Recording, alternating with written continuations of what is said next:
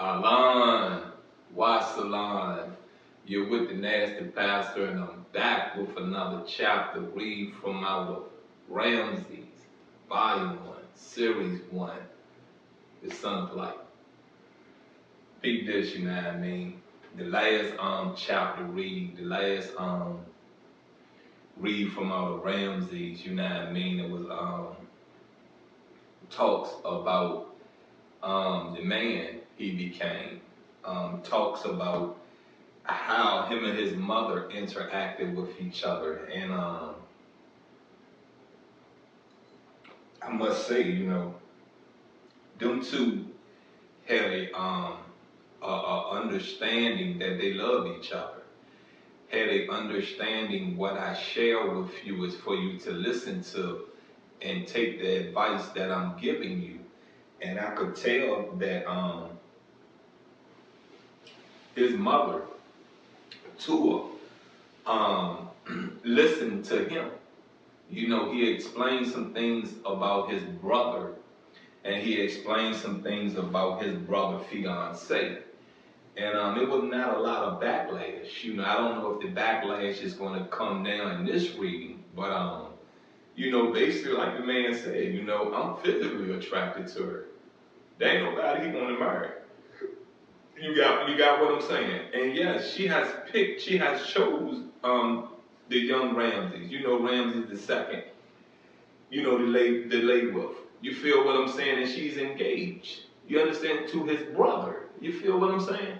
So I say this to you once again. You know what I mean? If you think the BS you do, you get me? The BS you do or the BS that is done to you has just been invented.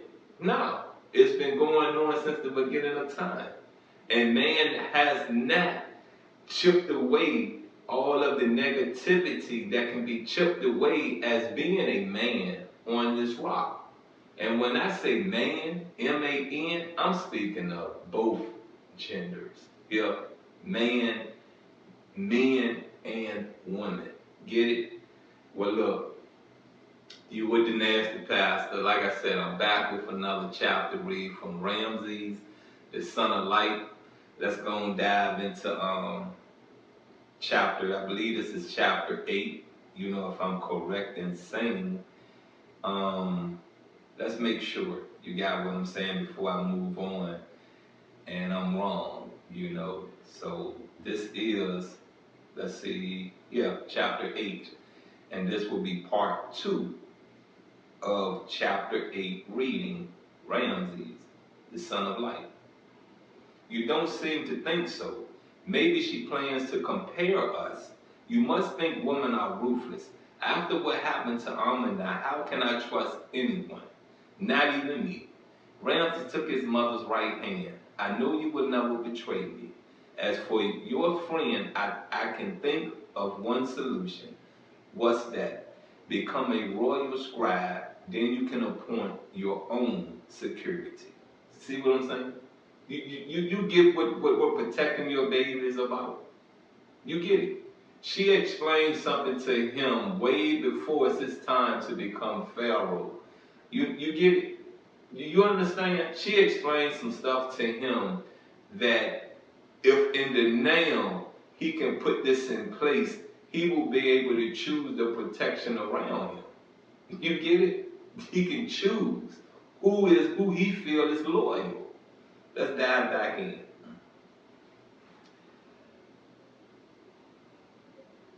Oh, can appoint your own security. No, secretary. Secretary. You got what I'm saying? That's what security. No, secretary. Let me look it up. Let me look it up on the definition. Let me do this the right way. Make sure that I'm saying this to you the right way. Secretary.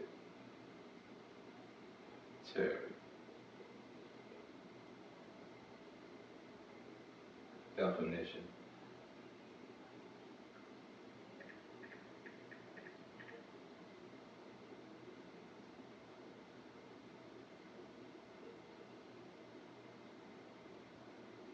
Okay, yeah. the head of a specific department.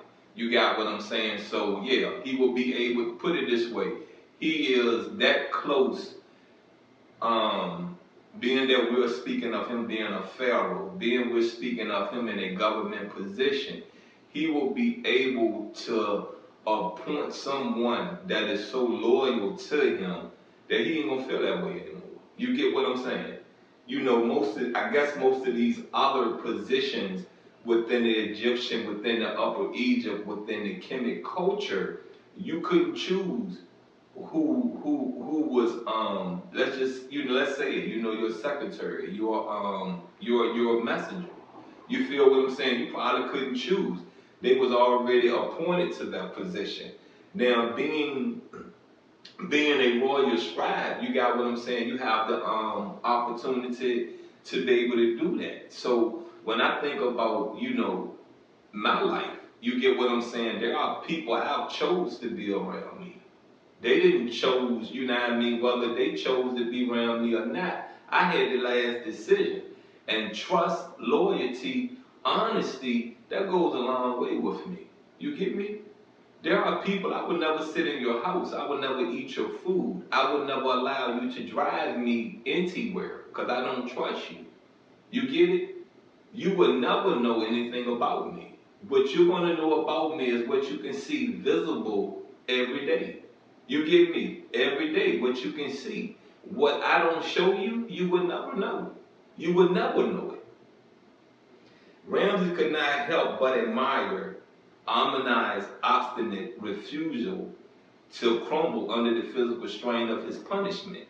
The grooms knew who Ramses was. Now, and fearing further reprisals, they left Amuni in peace. One of them even stooped, heaping his basket so full, and lent him a hand now and then. Still, Amuni grew weaker by the day. Royal scribes were chosen by means of a competitive examination, and Ramses had not had time to prepare for it. The test was administered in a courtyard outside the viziers' offices. Carpenters had been called in to erect wooden posts and drape them with cloth as sunshades. Ramses was given no special consideration, requesting it would be in violation of the law of Mott. Amuni should have been the one to take the exam. Amuni would be better qualified for the job. Still, the prince had to fight for his friend in the only way he knew how. An old scribe leaning on a staff harangued the 50 young men assembled to compete for the 2 vacant posts in the kingdom. Gentlemen, he rumbled, you have had years of school. You want government office? You crave the power attached to it? But has anyone told you what the office entails? Now let's go on and stop this part of the reading. And, let me just iterate some things. You know what I mean? People do you wrong. You feel what I'm saying? People, continue to come around people that they can, manipulate. You get what I'm saying? If they can't get nothing out you, they don't want to be around you. So that should be the first sign that this not your friend. You get what I'm saying? It's not your friend. See, I've been around people that, because you're the one with the chicken, they want to be around you. But when you don't have the chicken, they don't want to be around you. And I've been around people when I was out here on drugs. If you're not using drugs, they don't want you around them. You get what I'm saying? If you're not doing what they're doing, they don't want you around you. And see, people, I guess, used to look at me as I'm a person that need to be around people, or they was testing me to see if I'm a person that need to be around people. No.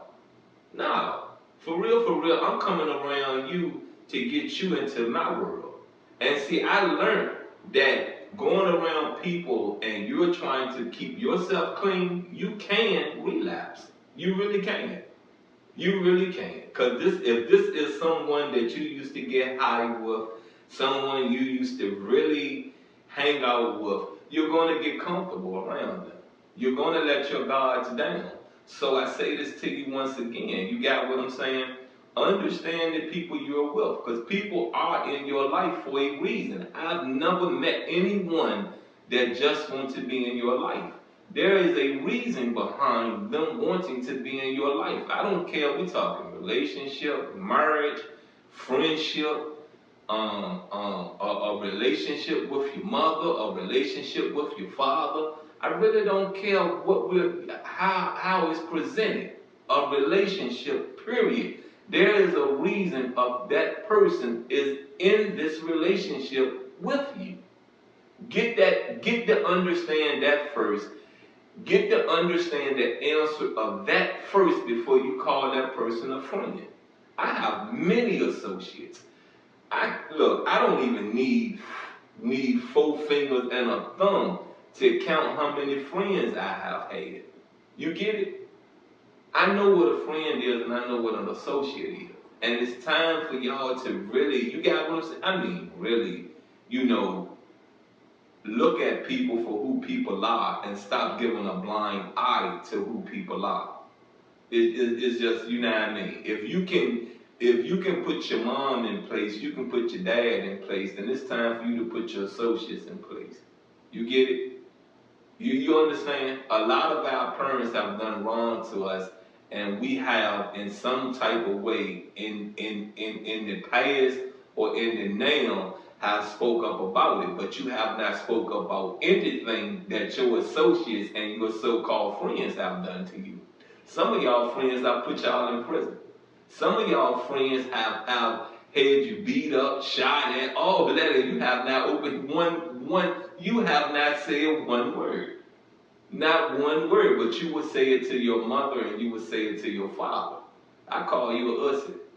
You get it? Because see, I check the street first before I check my parents. You get it? You doing it the opposite way. You understand? You get me now. Alright, look. You've been with the Nasty Pal. This has been another read from Ramses, Volume 1, Series 1. I hope you understand the fruit that has just been read, that has just been processed, and honestly, how we are to be with our parents and how our parents are to be with us. They're to protect us. We're babies. You feel me? We are babies learning life.